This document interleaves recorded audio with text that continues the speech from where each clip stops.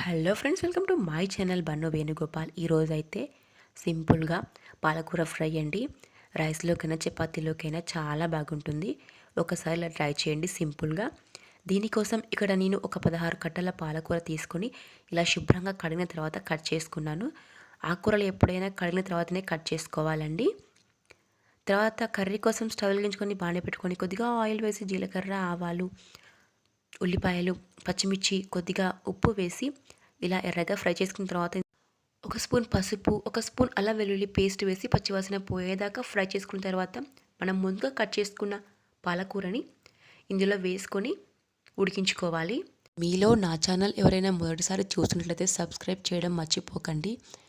అలాగే లైక్ కూడా చేయండి. చూస్తున్నారు కానీ లైక్ చేయట్లేదు. అండ్ ప్లీజ్ ఒక లైక్ చేయండి. మీరు లైక్ చేస్తేనే ఇలాంటి సింపుల్ రెసిపీస్ ఇంకా చాలామందికి రీచ్ అవుతాయి.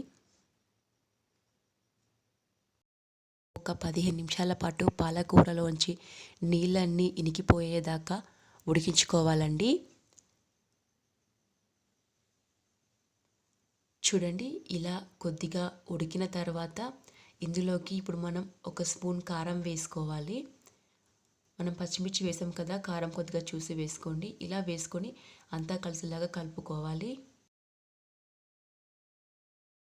చివరిలో కొద్దిగా ఉప్పు వేసుకోవాలండి. మనం ముందుగా ఉల్లిపాయలు వేసుకున్నాం కదా, అందుకే చివరిలో వేస్తున్నాను. ఇప్పుడు ఇందులోకి కొద్దిగా దంచిన వెల్లుల్లి వేసుకోవాలండి. ఇందులోకి మెయిన్ టేస్ట్ అయితే వెల్లుల్లేనండి. వెల్లుల్లి మాత్రం అస్సలు మర్చిపోకండి.